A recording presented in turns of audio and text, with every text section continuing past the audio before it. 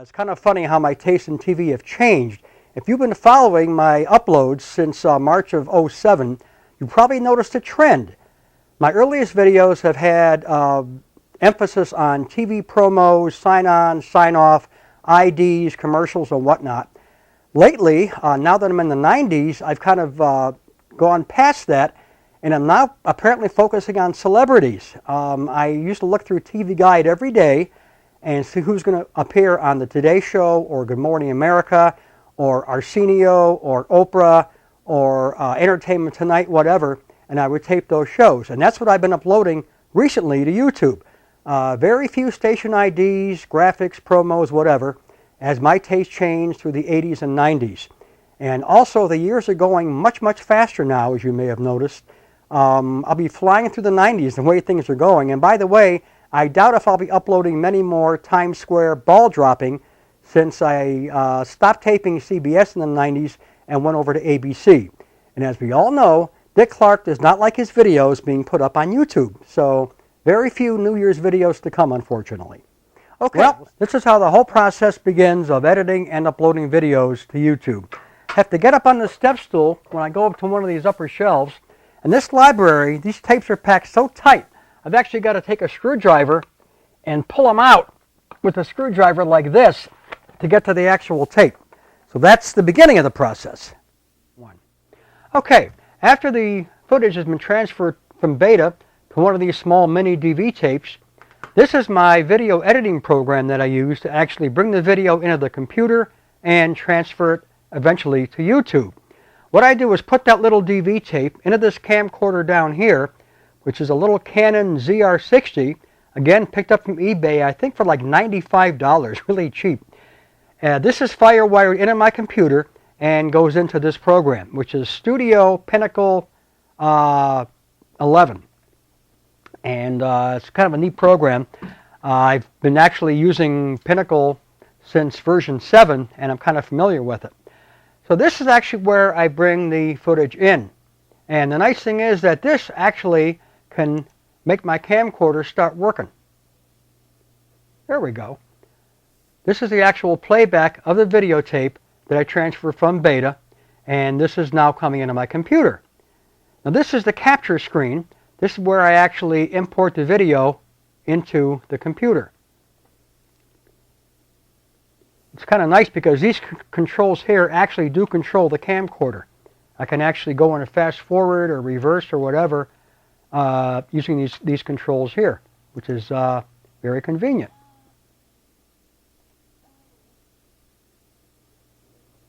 And there we go. This is a little preview window showing the footage that's being imported.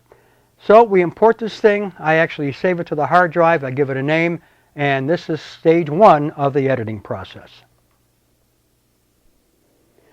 This is stage 2. We're now on the edit screen. This is where all the fun is. Up here is the actual clip that I've just uploaded to the computer. We drag it down to the timeline over here, hit the play button up here, and it begins to play. Now this is where I actually drag this scrubber, as they call it, across and make sure I take out the edits, if they're bad, the glitches. There might be some fade outs, fade ins. This is where I actually do the editing. Over here is a whole bunch of transitions, and this program is cool because it's got hundreds of these, literally. A lot of them are very fancy, and I don't even really need to use them for YouTube, but some of these are really cool. But they're just not practically used for this kind of video. This is very similar to Windows Movie Maker and iMovie in some ways, and all these other programs that you can buy that do things that can only be done by TV stations many years ago. So anyway, once the video is done, let's get back to something a little bit more stable. Once the video is done, we go to the third screen, which is called Make Movie. And the thing I like about this, especially in the studio program, is I get a lot of choices here on how I can save the video. I can save it to an AVI file. They give you a choice of DivX or iPod, MPEG 1.2, whatever. Usually I use Windows Media. It's just the most practical. And even then, you have all these different quality settings. High quality, medium, You can even do this in high definition if you want. I usually use the custom setting because, as you know, YouTube limits you to 100 megabytes on their videos. Okay, custom settings are right over here. You can go actually from 768 up to 2 megabytes, which is the highest that I can use. This is for a video that's about 8 minutes or less. I can use the 2 megabytes option. From like 8 to 9.5 minutes, I have to go down to 1500. And it also tells you over here what you're looking at. For anything around 10 minutes, 9.5 to 10 minutes, I have to actually go to here. 768 kilobytes, which is only 320 by 240 in resolution, which is not the greatest, but it's necessary since you are limited to a 10-minute video, 100 megs in YouTube.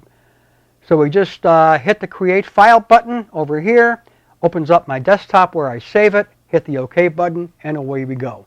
And then, of course, once it's been rendered and saved to my desktop, it's a matter of uploading it to YouTube.